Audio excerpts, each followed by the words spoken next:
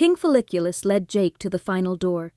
It was huge, like all the others, and black, covered in strange symbols that looked like tangled hair, or snakes, or tangled hair in the shape of snakes.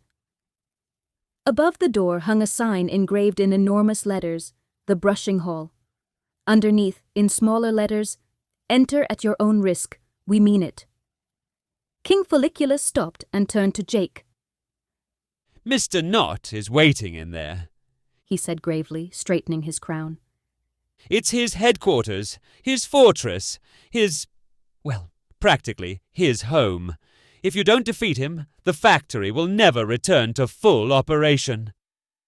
Jake swallowed. His heart was pounding like a hammer. "I'm ready," he said, though he wasn't entirely sure it was true. Princess Vitaminia placed her hand on his shoulder. Remember everything you've learned, Jake. Biotin, iron, zinc, vitamin E, and how to wash your hair properly. All of it will help you. The king nodded. It was time. "And now," he pushed the doors open. "time for the finale." The doors swung open with a loud creak. What Jake saw made his head spin. The hall was gigantic. No, bigger than gigantic. Colossal, monumental, so vast that the ceiling disappeared somewhere high up in the darkness. Inside stood thousands of hairs. But not ordinary hairs. Each one was the size of a tree, as thick as a telegraph pole, and as tall as a 2-story building. And almost all of them were completely tangled together. Black, sticky threads wound around the hairs like snakes. They formed enormous knots the size of cars. Some were so tangled they looked like giant spiderwebs. The machine stood useless, completely blocked by knots. Some leaned under the weight of the tangled hair, others lay toppled on their sides. It looked like a battlefield after a lost war. And in the middle of all this chaos, perched on top of the largest knot, sat Mr. Knot. His eyes glimmered with menace. "Well, well, well," he laughed nastily, his voice echoing around the hall. "Jake finally made it. You think you can defeat me?" He stood up, which took a while, because he was very large, and spread his grubby little arms wide. "Just look around," he cried. "This is my kingdom, my fortress, my knot bastion." "Bastion?" Jake whispered to the king. "Means something like a castle," the king explained quietly. "He likes big words when he's feeling important." Jake clenched his fists and shouted, "I won't let you destroy my factory." Mr. Knot laughed even louder. The laughter bounced off the walls like thunder. "You can't defeat me, Jakey," he said, settling back onto his throne of knots. "I am strong, powerful, undefeatable, and it's you who gives me that strength." He pointed a grimy finger at Jake. "You didn't brush your hair. You didn't wash it properly. You ate tasty but unhealthy food, crisps, sweets, fast food. Thanks to you, I'm more powerful than ever." "I'm not so careless about my hair anymore," Jake said loudly and clearly. "And I'm about to prove it." Mr. Knot stopped laughing. "What did you say?" "I'm about to prove it," Jake shouted. King Folliculus walked over to Jake, dragging something massive behind him. It was a gigantic comb.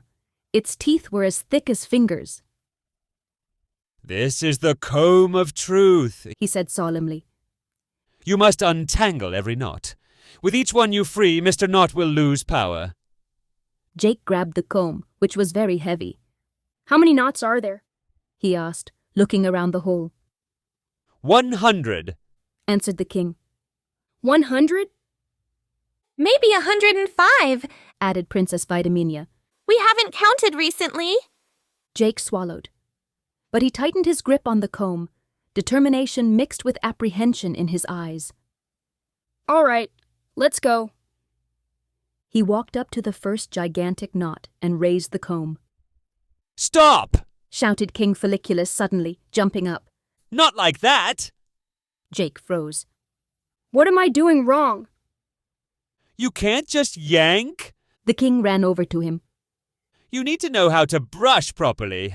Otherwise, you'll only make things worse. Mr. Knot laughed from above. Oh, they forgot to tell you? Ha! The king ignored him and turned to Jake. Listen carefully. This is very important. There are 3 rules of brushing. The king pointed to the very bottom of the gigantic hair strand. Never start from the bottom. It's the most common mistake. If you start at the very bottom, you push all the knots upward and create one gigantic super knot. Super knot? Repeated Jake. Don't ask, Said Princess Vitaminia, shuddering. we saw it happen once. It was traumatic. Start from the tip of the hair, The king continued. and slowly, in small sections, work your way up, step by step. Jake nodded. Step by step. Got it. The king raised a finger. And don't yank. This is very important. If you yank, the hair will snap, and snapped hair is, well, a disaster. Work through small sections, Added Princess Vitaminia. little pieces at a time. Don't try to do everything at once. Gently and in small sections. Jake repeated. Got it. The king placed a hand on Jake's shoulder. This takes time, Jake. Don't rush. Don't get frustrated. Just be patient. Mr. Knot laughed from above. Patient! A kid with patience. He'll give up in 5 minutes. Jake looked up at Mr. Knot, then at the comb in his hands, then at the first knot in front of him. We'll see. He said quietly. Jake knelt beside the first gigantic strand of hair. He gently slid the comb into the tangled clump, slowly and carefully. Then the first small knot snapped apart, and Mr. Knot screamed from above. Yeah! What do you think you're doing? Jake smiled. Brushing. He kept going. Another small section, gently and patiently. No! Howled Mr. Knot. This is impossible. Jake watched as Mr. Knot shrank. Just a little, as if someone had let some air out of him. It's working, he thought. He moved to the next knot, then the one after that, and the one after that. Mr. Knot grew smaller and weaker with every knot Jake freed. Stop! Shrieked Mr. Knot, his voice now higher and more squeaky. I am the boss of all bosses. No! Jake shouted back, sweat dripping down his forehead. This is my factory, and I'm taking it back. He kept brushing. His hands ached, his arms ached, his back ached. But he didn't stop. This isn't fair. Wailed Mr. Knot. The 30th, 40th, and 50th knot. King Folliculus and Princess Vitaminia cheered from the sidelines. Keep going, Jake. You're incredible! 50 more to go. Mr. Knot was now the size of a basketball. This can't be happening. He sobbed. The 80th, the 90th. Jake was exhausted. Every muscle ached. But he was so close now. Mr. Knot shrank to the size of a tennis ball and tumbled to the floor. Ow! He wailed.